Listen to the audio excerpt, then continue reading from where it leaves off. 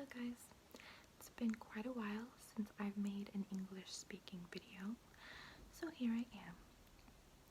I thought that I was gonna do a 50 facts about me kind of video, but I lost track.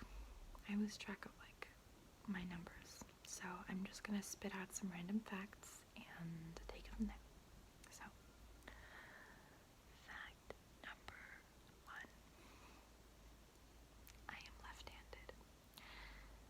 I play guitar with my right hand, but I am predominantly left-handed. I don't know how right-handed people write because I've tried and it is impossible. So, fact number 2. I am very, very, very sentimental. I love it when people send me letters, handwritten letters. I have a friend who's Mongolian, but he lives in the Czech Republic, and he's written me handwritten letters about twice, and it really, even though he and I are not like close friends or anything, every time I receive a letter from him, I start to cry because it's very meaningful and it's very sweet, and I'm a big baby. I save all of the handwritten letters anyone has ever written to me. I save them all. Even if I had a falling out with that person or that individual is no longer in my life, I still save the letters that they gave me because it's just precious to me. Like, thank you for thinking of me. Like this letter, for example, it was written to me on my 17th birthday by my high school best friend who was from Serbia, and I still have it to this very day, and I keep it very safe. So, another fact about me. My passion is writing. When I was in high school, I wouldn't say a lot, but I wrote about 3 or 4 different screenplays. I even composed like the first draft of a potential soundtrack or a film score. I play guitar and I play piano, and I like to experiment a lot with music, therefore I created the soundtrack to one of my films that I have written down. One of my dreams was to become a film director or a screenwriter or something like that. And truthfully, a lot of fear and a lot of self-doubt has held me back from pursuing that, but even practicing my creativity. And I've been quite dormant about it until very recently. One of my friends suggested that I would be a fool if I didn't pursue it because I love it so much, and I took his advice. So every day I practice just a little bit. I come up with, writing prompts and stuff like that, just to exercise that creative thing in my head. Also, pardon me, I'm trying to drink as much liquids as possible. I'm trying to be hydrated and healthy because it's 2019, so I will be occasionally taking sips of iced tea.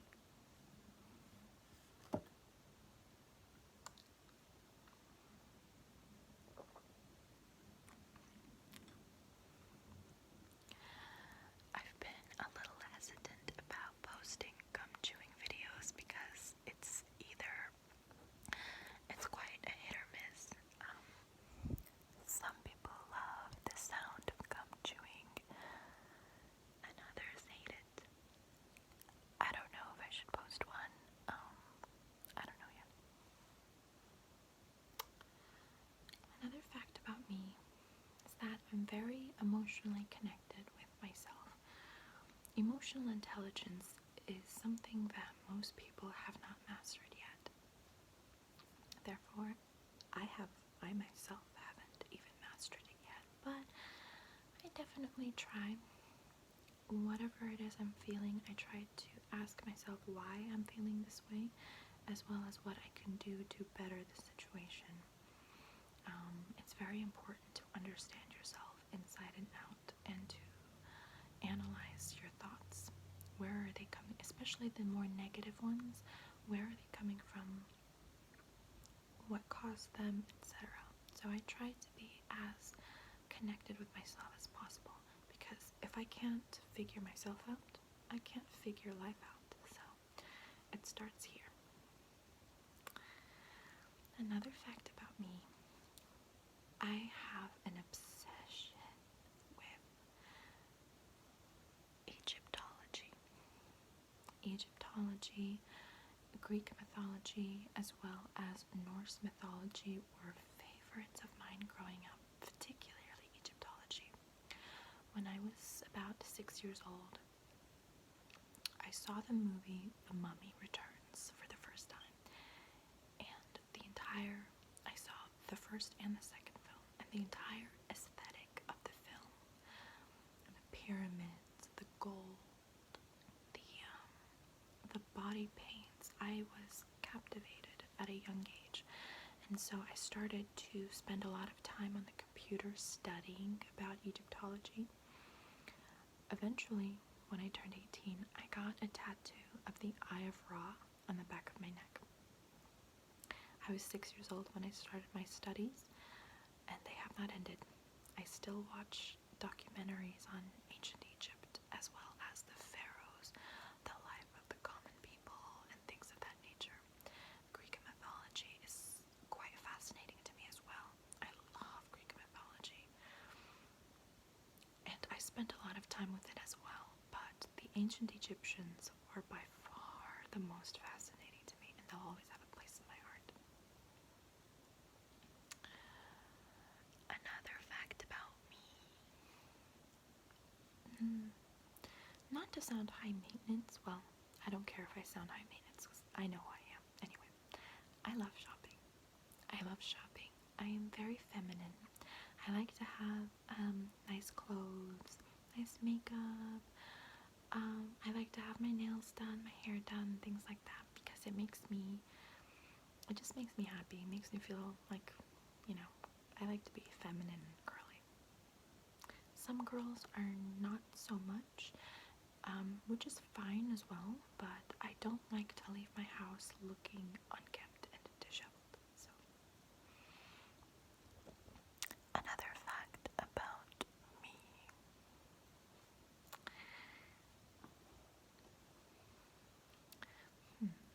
I also love nature documentaries.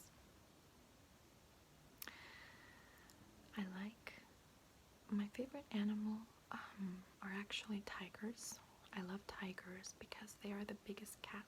Well, apart from ligers. Ligers are a hybrid of a tiger and a lion, but I don't really count them. Tigers are the biggest cat, the biggest naturally occurring cat. They are stronger than lions. They remind me a lot of myself, not to sound arrogant or anything, but I can really relate to a tiger. Tigers are very solitary creatures. They're not like in packs like lions. They're solitary. They're very quiet. They're very thoughtful. I think they're very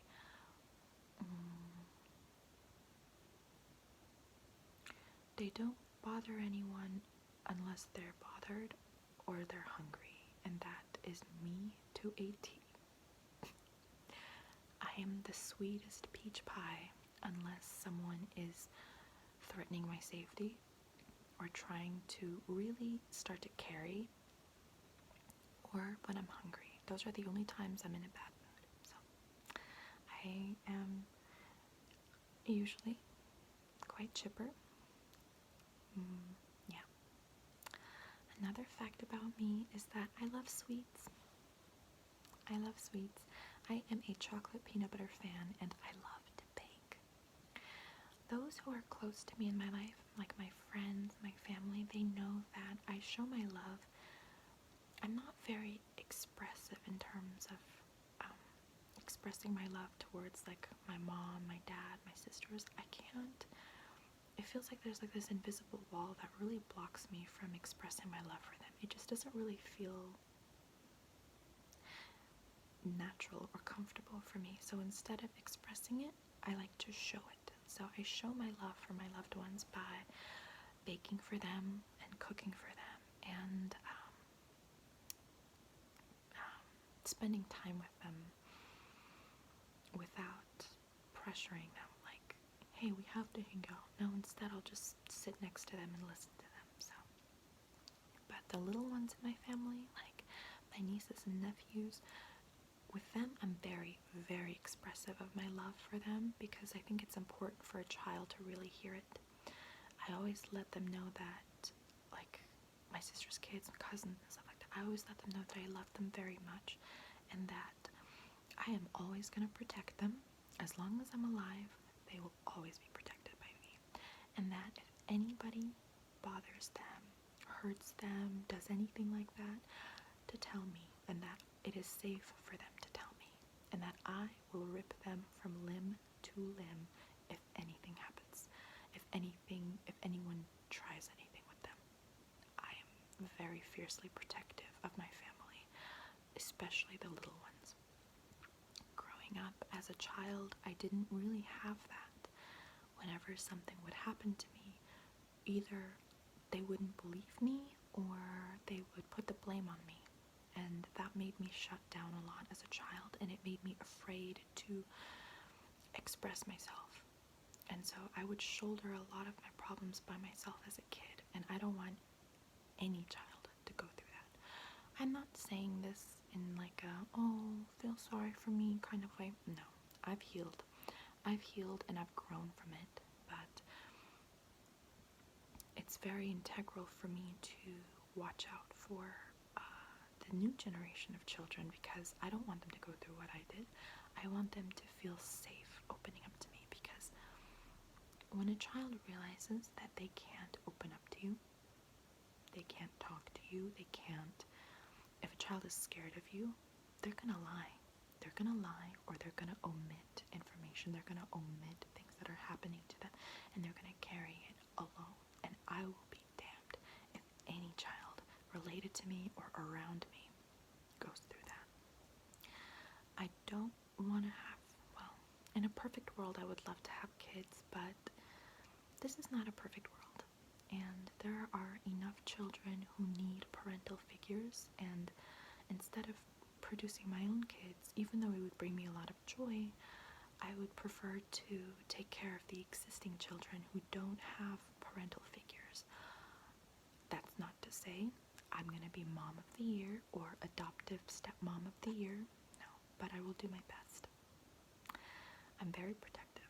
There was a little boy who was messing with my nephew on the school bus, and I didn't gripe onto that particular child, but honey, I let that bus driver know. And even though I didn't berate or act belligerently towards the other child, I did address the issue with that child. Not in like a, oh, I'm gonna mess you up, kid. Even though on the inside, I'm like, try me. On the outside, I did express, hey, I know you're messing with my nephew. I know. Keep it up and see what happens. I wish I had that kind of person in my life when I was being tormented as a child at school, but because I didn't have that, it made me really, really tenacious and really quiet and strong. So I wouldn't have the kind of strength that I have had those kids at school not picked on me. So I'm very fortunate. I'm fortunate because I'm also able to easily identify it. I'm easily able to identify when there's something wrong with a child, whereas many adults are so oblivious. A lot of parents, they don't sit their child down and say, hey, no pressure. If you don't want to talk, it's cool, but if there's anything going on with you, anything you want to get off your chest, I am here for you. I will listen to you. You're not going to get in trouble. We can work this out together. You don't have to go through this by yourself. I'll help you in any way that I can. I feel like more parents should be that way towards their most, like, I think a lot of Mongolian parents or a lot of older generation parents are more, you tell me what's going on right now. Guess what I'm not gonna do? Tell you what's going on. So, I think me having quite a difficult childhood has made me a better person, a more understanding person, because I like to watch out for kids. On a side note, if there are any kids watching my videos or following my channel, it doesn't matter how old you are. I don't care if you're a teenager. If you need help with anything, if you need some guidance, if you need someone to listen to, someone who could be there for you, do not hesitate to reach out to me. I will be there for you. Dead serious. I don't know if I have a purpose in this world. I think essentially our purpose is to evolve and to survive and to really just evolve. But that's quite primitive to me. That's quite, I don't know. If there's something that I take pride in, if there's something that I want to do more of in this world, is to emotionally help others. When I was 2 years ago, I wanted to help human trafficking victims. I wanted to rescue them from their situation and absolutely prosecute the traffickers and all of those involved. Prosecute them to the max. But also to help the victims get back on their feet, help them. I can't take away their trauma. Nobody can take away their trauma, but we can help them. We can get them the help that they need, some therapy. We can, I wanted to do that because it really breaks my heart, especially the children, especially when they're young kids going through something like that. Little boys, little girls, like that breaks me. And it makes me feel very indignant and infuriated, because how can you hurt an innocent creature? The only truly innocent beings on this planet are children and animals.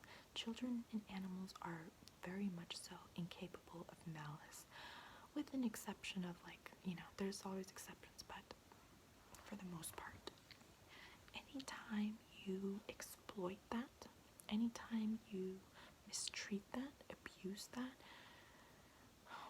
that's something that boils my blood. I want to help them out as much as possible, trafficking victims, and I feel very guilty about this, but I wanted to do it, but ultimately I couldn't. Because it was so even just watching documentaries about the subject is so deeply upsetting to me. It's upsetting, it ruins my day, it makes me feel very depressed and down. As selfish as this sounds, it's also very important to protect your own energy, and I have to protect my energy as well. You can't pour from an empty cup. So until I figured some things out, I think I'll put that on the back burner for now. I could not be of use to anyone if I myself am not in the right state of mind. So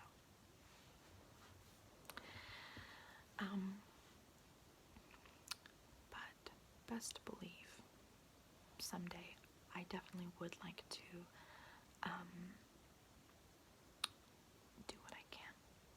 do what I can to help the victims.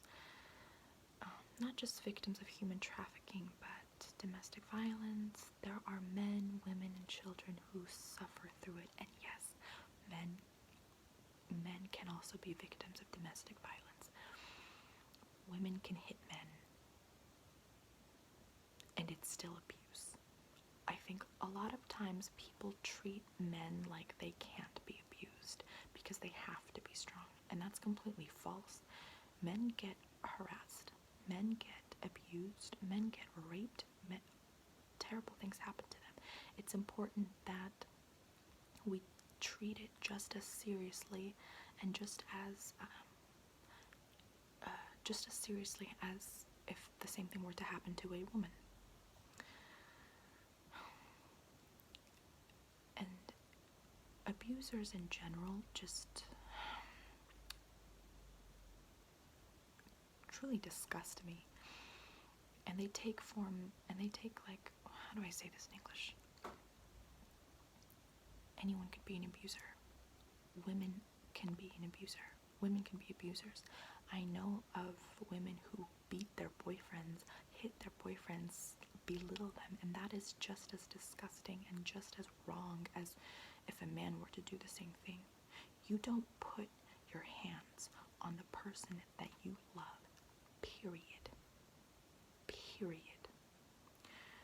Just because you think your boyfriend can take it, just because you think, oh, he's a strong man, he can take it, that does not justify anything. Not every man, and a lot of times the men do just take it, but it's still hurtful. And why would you do that? Like, you wouldn't like it if your boyfriend hit you. You wouldn't like it if your boyfriend belittled you, so don't do the same thing to him. It's abuse, and he deserves better. So, that's my part. That's my piece on that.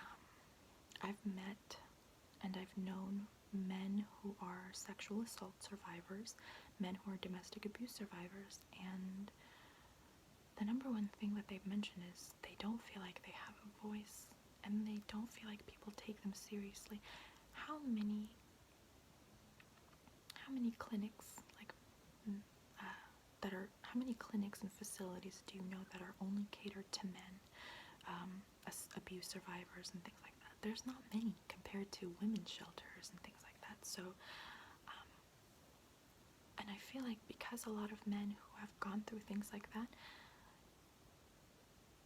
because they feel like they can't talk about it, because they'll be ridiculed or not believed or things like that, they keep it inside. And they keep it inside so much that they become depressed and suicidal. So many men commit suicide because they feel like less of a man if they talk about it, or they're treated like less of a man if they talk about it. And that is so heart-wrenching. For any man out there, for all the men out there who go through things like that, have gone through things like that, please know that you are absolutely worthy. You are absolutely loved. What you went through is not your fault. It's just a series as if a woman were going through it, absolutely. And that if you need anyone to talk to, I am here. There's always resources outside of myself as well who will take you seriously. So, that's enough about abuse. Anyway, another fact about me is that I love sentimental things. Like I said, when people send me letters, when people, even when my friends send me selfies, like they take selfies of their faces and they send it to me, it's really touching to me because, I don't know, I don't really know why, but it makes me happy. Seeing my friends, even their faces through a snap, is very heartwarming. I'm so sorry.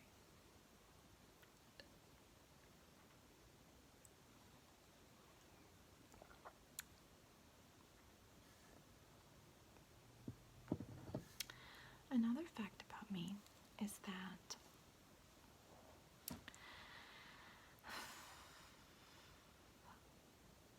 I love playing The Sims 4. One of my favorite things in the world is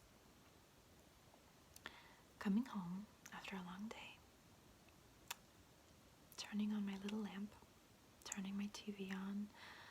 I like to watch a lot of American Horror Story and like fun shows like that, and opening up my laptop, laying down in bed, and playing The Sims 4. I also, it's legal here, but I like to indulge and partake in the occasional joint. I find that it's very therapeutic for me. It's very relaxing. In moderation, it has proven for me to be quite beneficial. So, I used to work at the world's largest marijuana dispensary. I no longer work there. And I learned a lot. So, another fact about me is that one of my life goals is to visit every country in the world. And I mean every country, from Algeria to Moldova to, I don't know, Kyrgyzstan to Paraguay to Honduras to Canada. I want to go everywhere. And I want to try all the food, all the local food. I love ethnic food. Like, I had a friend from Pakistan who would cook for me sometimes, and let me tell you, that spicy chicken was amazing. I don't remember the exact name of it, but it was A1. The world is a big place. I mean, depends on how you look at it, but I think of it as a big place because there's so much of it that I have not discovered yet, and I would love to, kind of like Anthony Bourdain, I would love to just travel, connect with people, eat the food, and move on to the next place.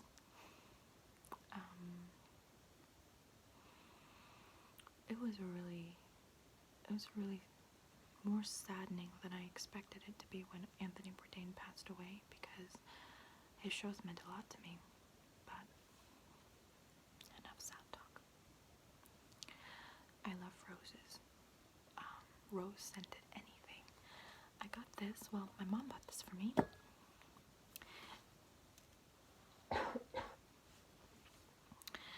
It's just like a rose scented body lotion, and it smells like a field, and I mean a field of roses. It's such a beautiful, beautiful scent.